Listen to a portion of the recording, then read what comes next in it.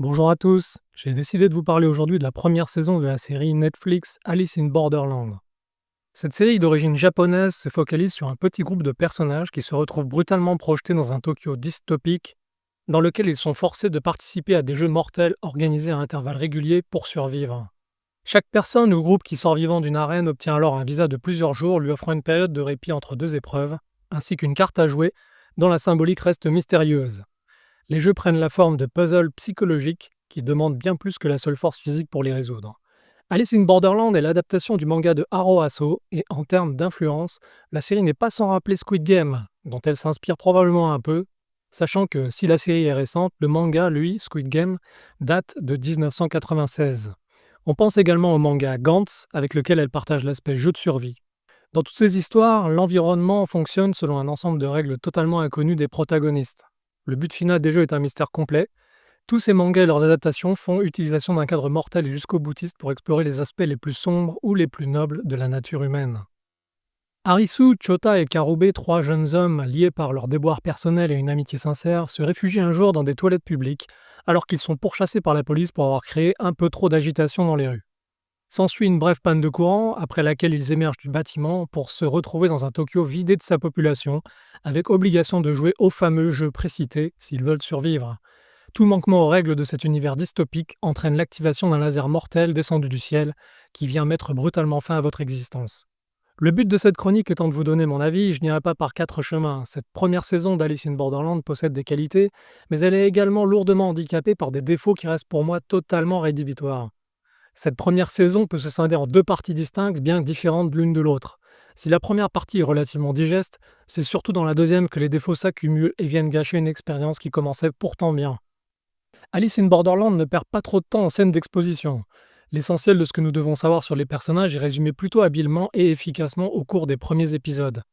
Chota est un modeste employé dans un poste que l'on devine pénible, insignifiant et peu rémunérateur, harcelé par une mère envahissante et un peu folle. Karube, quant à lui, est un simple barman, mieux équipé que ses deux amis pour les tâches physiques et les interactions sociales, mais malheureux en amour puisqu'il entretient avec la femme de son patron une romance que l'on devine sans avenir. Enfin, Harisu, le personnage principal de cette série, est un geek désœuvré et déconnecté qui passe son temps à jouer aux jeux vidéo. Il est délaissé par son seul parent, un père beaucoup plus préoccupé par l'avenir de son frère, personnage un peu méprisant à l'aube d'une carrière prestigieuse qui, contrairement à Harisu, n'a aucun problème à se conformer parfaitement aux normes de la société. Un trio de perdants plutôt sympathique, qui a eu une revanche à prendre sur la vie donc, et duquel on était en droit d'espérer des évolutions futures intéressantes. D'autant que, lors des premiers épisodes, notre trio est rapidement immergé dans une atmosphère chargée de suspense et de mystères parfaitement réussis. D'où proviennent les lasers mortels? Des satellites ultramodernes? Des engins extraterrestres? Comment Tokyo a-t-il pu être vidé d'un seul coup? Qui organise les jeux mortels? Quels dangers attendent nos héros? Les règles qui régissent ce nouvel univers sont révélées très progressivement, souvent au terme de jeux particulièrement machiavéliques, dont les règles contre-intuitives peuvent surprendre. Une mécanique redoutable qui permet de maintenir efficacement l'intérêt d'un chapitre à un autre. Comme par exemple dans une séquence particulièrement douloureuse où les personnages sont piégés par des colliers explosifs, dans un jeu du chat et de la souris inversé, dans lequel une seule personne peut survivre. Les situations de ces premiers épisodes font froid dans le dos car bien que la série se repose sur des éléments caractéristiques du fantastique ou de la science-fiction comme les lasers, le passage d'une réalité à une autre ou encore les murs invisibles qui ceinturent les arènes, les séquences de jeu elles-mêmes ont toutes les apparences de la réalité. Les blessures et les morts sont présentées de manière crue et violente, sans filtre et sans aucun artifice fantastique. Les personnages luttent et réagissent aux épreuves avec toute la crédibilité qu'on attendrait de personnes normales. Certains paniquent, certains complotent, quand d'autres se jettent dans l'action sans réfléchir avec les conséquences que l'on peut imaginer. Notre trio de personnages est rapidement rejoint par Usagi, une jeune femme athlétique et déterminée qui, pour le dire simplement, possède tout ce qui manque à Harisu en termes de qualité physique et de force de caractère. Et bien que ses prouesses physiques soient éventuellement discutables, elle saute par exemple de balcon en balcon ou d'une fenêtre à une autre, tous ces exercices de voltige gardent une certaine crédibilité, à la limite de ce que le spectateur peut accepter du personnage. En résumé, on y croit. Les problèmes commencent à arriver vers la fin de cette première partie de saison dans le courant de l'épisode 4, avant de se développer de plusieurs manières différentes sur l'ensemble des épisodes restants. On peut déjà s'agacer, et c'est mon cas, de la relation entre Usagi et Harisu. Vous l'aurez compris, Usagi est le pendant masculin d'Harisu, elle est extrêmement athlétique, possède des qualités physiques remarquables et n'est pas facilement perturbée par les événements, aussi violents soient-ils. En somme, on a là une sorte de girl boss, comme disent les Américains. En France, on dirait plutôt qu'elle a un comportement de petit chef.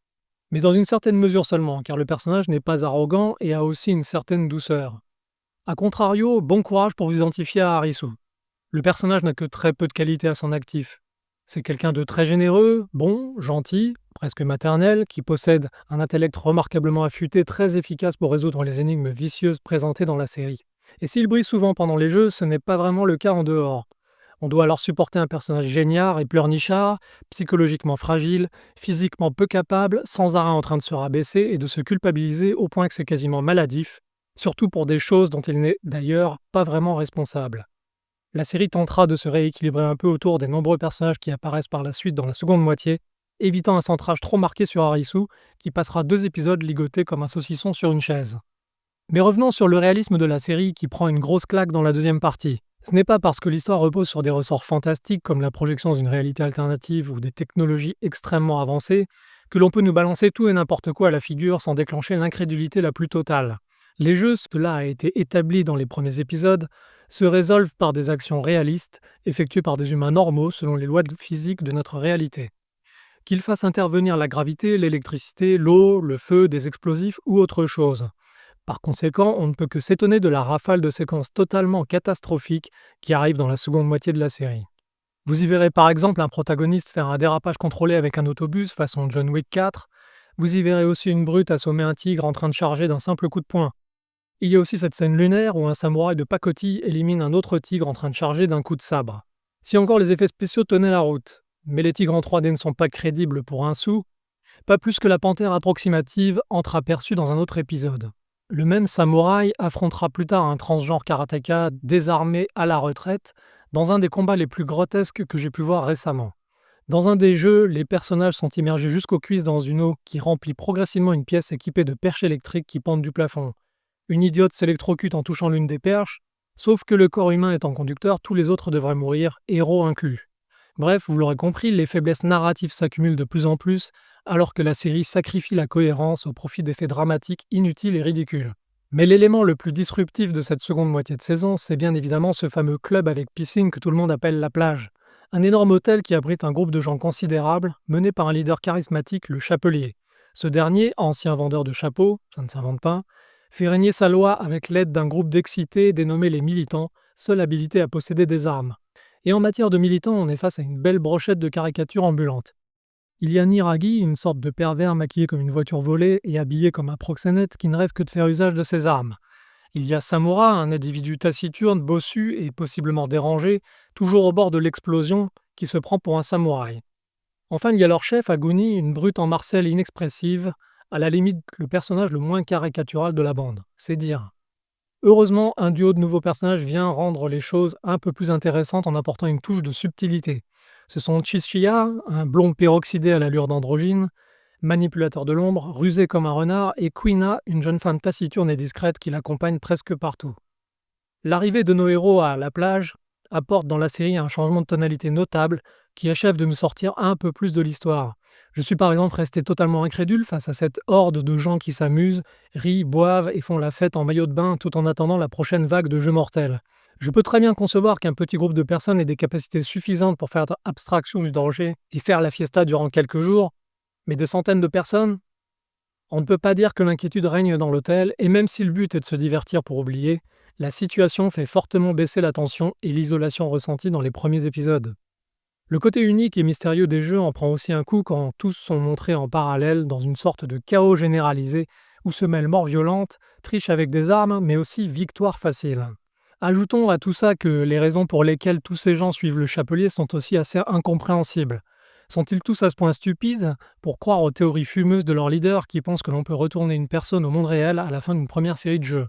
Au vu de leur dangerosité, ils seront probablement presque tous morts longtemps avant que leur chef ne puisse tenter un retour au monde réel. Enfin, les épisodes finaux traînent franchement en longueur. Ils sont articulés autour d'un unique jeu organisé dans l'hôtel, pendant lequel tous les pires aspects de la série ressortent démultipliés comme jamais. Le mélodrame est monté à son paroxysme, Harisu pleure comme une madeleine, il n'évolue pas entre le premier et le dernier épisode, les flashbacks incessants cassent le rythme, les affrontements et surtout la façon dont ils sont montrés tournent franchement au ridicule, et finalement, le peu de réalisme qui restait à la série part en fumée, à l'image du bûcher qui sert de théâtre aux derniers événements. Évidemment, le dernier épisode fait quelques révélations supplémentaires sur l'envers du décor, censé relancer l'intérêt des spectateurs pour une seconde saison, mais c'est bien peu de choses pour se consoler après l'ampleur des dégâts constatés sur ce premier chapitre de l'histoire. En conclusion, Alice in Borderland n'a pas été une expérience agréable. Ce qui est bien dommage car les premiers épisodes relativement bien foutus laissaient présager une histoire sombre, sinistre et mystérieuse. J'étais très curieux de voir comment évolueraient les personnages dans cette dystopie ultra violente.